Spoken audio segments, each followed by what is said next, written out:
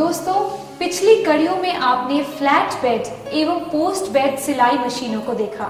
अब पेश है सिलाई मशीनों के 3 प्रकारों में से एक cylinder arm slipper binding single needle machine. आइए देखें इस मशीन को। सबसे पहले इसके विभिन्न भाग एवं उनके कार्य।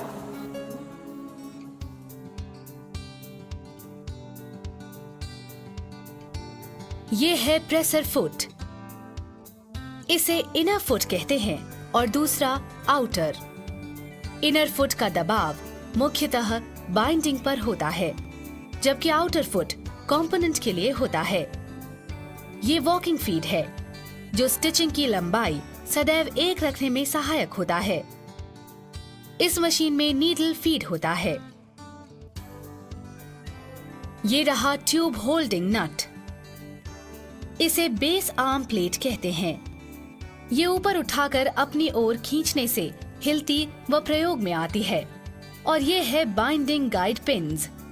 इनके कई काम हैं, जैसे बाइंडिंग को ऊपर से नीचे पकड़ना, उसमें ऐंठन नहीं होने देना, पिनों में अंदर बाहर कसकर बाइंडिंग मटेरियल्स डालकर बाइंडिंग टेंशन बढ़ा सकते हैं। जितने पिन्स होंगे उसी अनुसार बाइंडिंग का दबाव कम या ज्यादा किया जा सकता है।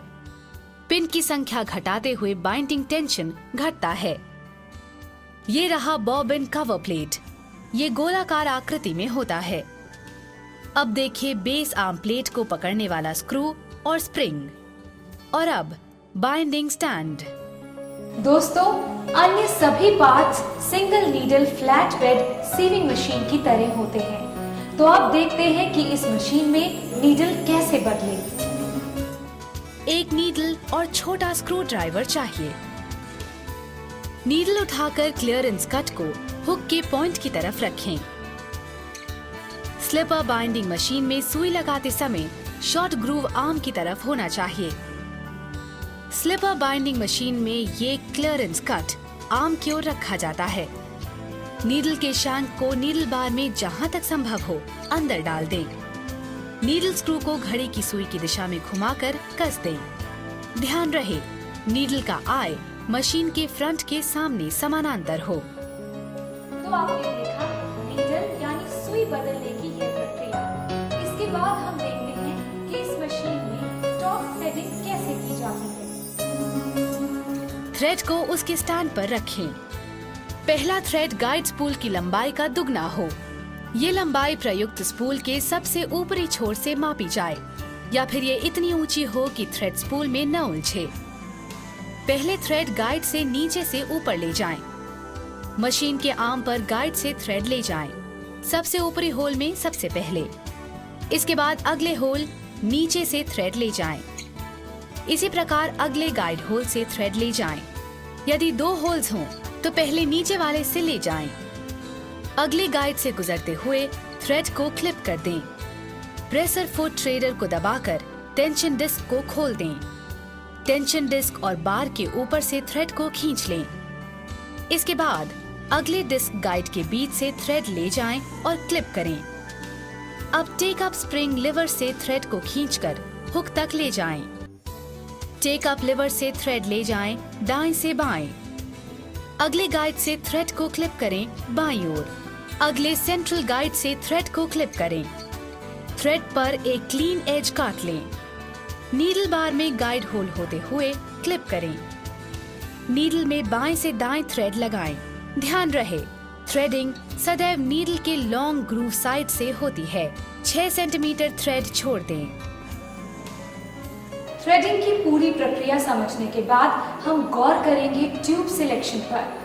इसी सिलसिले में इसके विभिन्न भागों पर भी गौर करेंगे। मुख्य भाग हैं ब्रिज, शोल्डर्स, शेल, ओपनिंग और नीडल रिसेस। देखते हैं विस्तार से। ट्यूब्स को गाइड्स या शेल्स भी कहते हैं। यहाँ जिस ओपनिंग की चर्चा है उसकी माप 2 सबसे संकरे बिंदुओं के बीच की दूरी है। आइए अब हम देखें कि क्या संबंध है ट्यूब एवं बाइंडिंग में। ट्यूब के पीछे बाइंडिंग का साइज व ओपनिंग अंकित होती है। इस मामले में बाइंडिंग का साइज 10 मिलीमीटर है। अगला अंक ओपनिंग या खुलने का है। बाइंडिंग किनारे पर एक शार्प पॉइंट काट लें, अर्थात उसे अगले भाग से तिरछा काट दें। ट्यूब शेल के अंदर बाइंडिंग को डालें। ट्यूब को मजबूती से पकड़ लें और बाइंडिंग को 90 डिग्री के कोण पर ट्यूब में रख दें। बाइंडिंग हल्के तनाव के साथ आसानी से ऊपर आना चाहिए। बाइंडिंग पूरी तरह ट्यूब ओपनिंग को भर दे।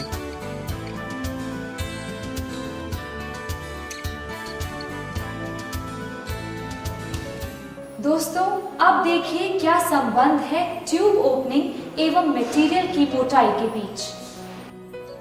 ट्यूब के पीछे ओपनिंग साइज लिखा होता है। सही ओपनिंग हेतु मटेरियल की मोटाई जोड़ दें।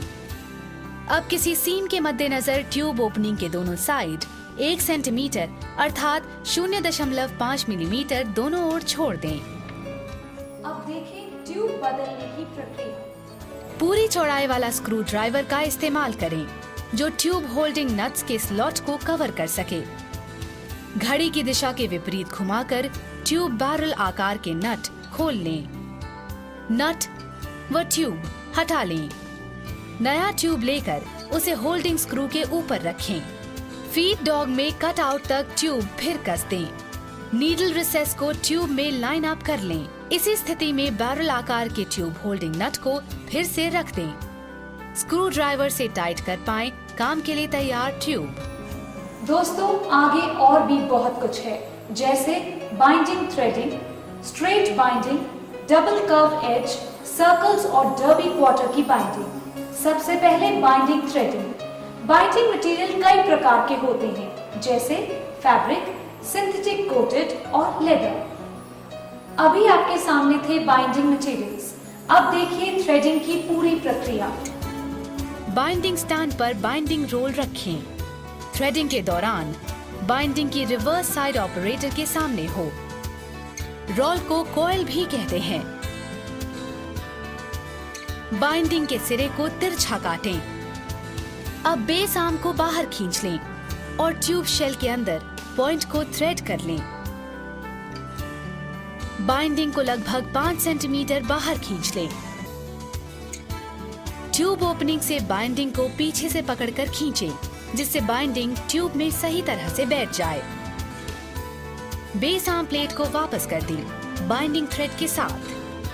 प्रेसर फुट को नीचे बाइंडिंग पर ले आएं।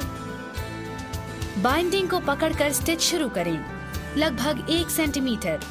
अब मशीन बाइंडिंग हेतु तैयार है। दोस्तों, तैयारी के बाद देखते हैं बाइंडिंग के प्रकार। सबसे पहले स्ट्रेट बाइंडिंग। आवश्यकता है 3 स्ट्रिप्स की। बेंच पर कंपोनेंट सही सजा लें। पहला टुकड़ा लें, बाइंडिंग में डाल दें। टुकड़े के एज को ट्यूब ब्रिज के सिरे के सामने सख्ती से पकड़े रखें। स्टिच करें। बाइंडिंग बाएं हाथ में और काम दाएं हाथ में हो। 5 से 6 स्टिच बाद दोनों हाथों से काम बढ़ाएं। अंतिम छोर पर आते ही अगला टुकड़ा फीड कर दें, जो पहले के एज तक जाए। इसी प्रकार सभी टुकड़ों की बाइंडिंग कर दें।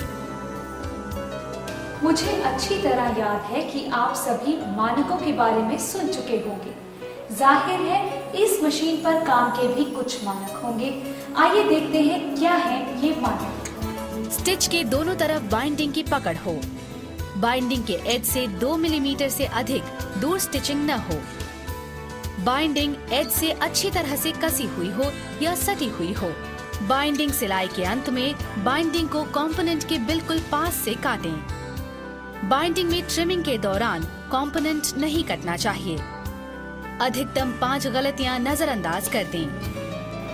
देखा दोस्तों, कितना संभल के चलना है। लिहाजा पते की एक बात और, अभ्यास हेतु 5 टुकड़ों पर कुल समय 1 मिनट 20 सेकंड लगे।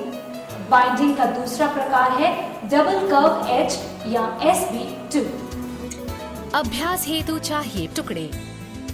उन्हें बेंच पर कार्य करने की दिशा में रखें। कंपोनेंट उठाकर ट्यूब पर रखें।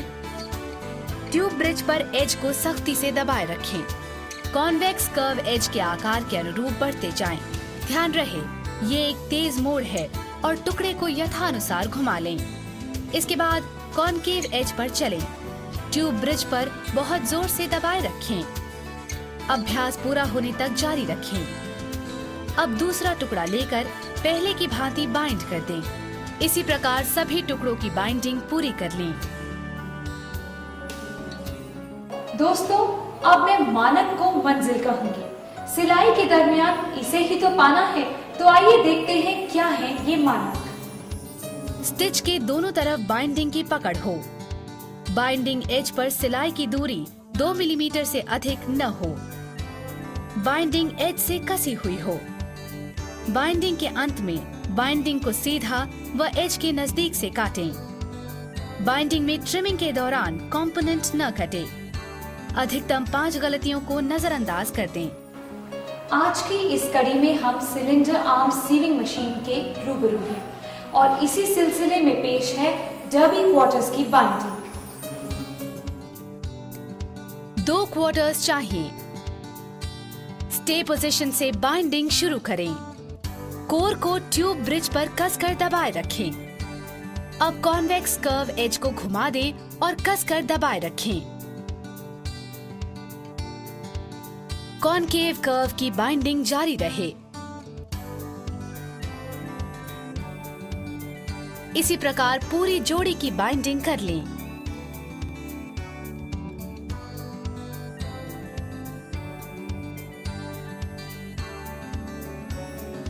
दोस्तों, अंत में मंजिल की बात। जी हाँ, नपे तुले कदम, चलो चले मानकों की ओर। स्टिच के दोनों तरफ बाइंडिंग की पकड़ हो। बाइंडिंग के एज से 2 मिलीमीटर से अधिक दूर स्टिचिंग न हो। एज से कसी बाइंडिंग हो। एज से सीधी में बाइंडिंग कटे। बाइंडिंग में ट्रिमिंग के दौरान टुकड़ा न कटे। अधिकतम 5 गलतियां नजरअंदाज कर दें। आपसे अलविदा कहूँ इससे पहले मैं पूछती हूँ एक सवाल। बाइंडिंग मटेरियल्स कितने प्रकार के होते हैं?